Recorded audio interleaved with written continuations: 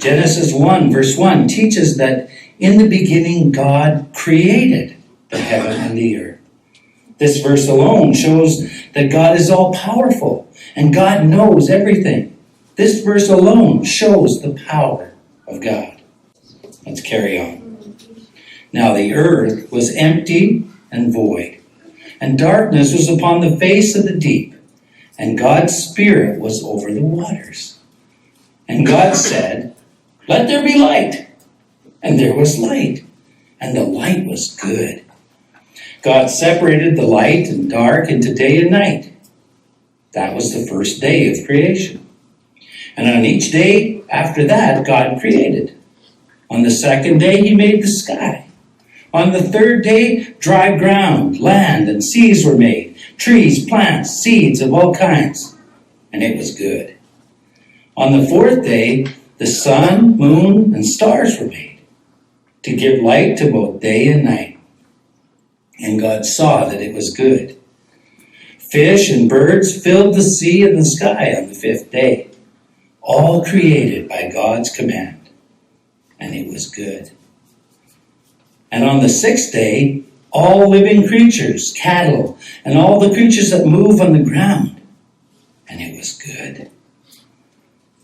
Then God said, "Let us make man in our image, in our likeness, and let them rule over the fish of the sea and the birds of the air and all the creatures that move along the ground." So God created man in his own image. In the image of God he created him. Male and female he created them. And God told them to take care of all he had made. So the earth and the heavens were completed in all their vast array.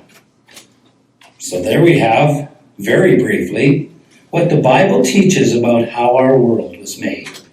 That it was God who had the power to create everything we see around us and to create us in his own image. It tells us that each one of us is important to God. He made you and me, and we are all important to him. There's something powerful about that, isn't there? That you and I matter to God, the one who made us. We began a few minutes ago with a blank sheet of paper, and one by one, we've seen mountains and a lake and trees and grass and flowers appear. How did that happen?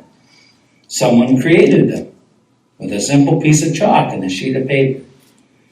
So when we look around us and see the sun and the moon and the stars and the planets and mountains and rivers and trees and flowers and even ourselves and others around us, we need to ask the question, how did all these things get here?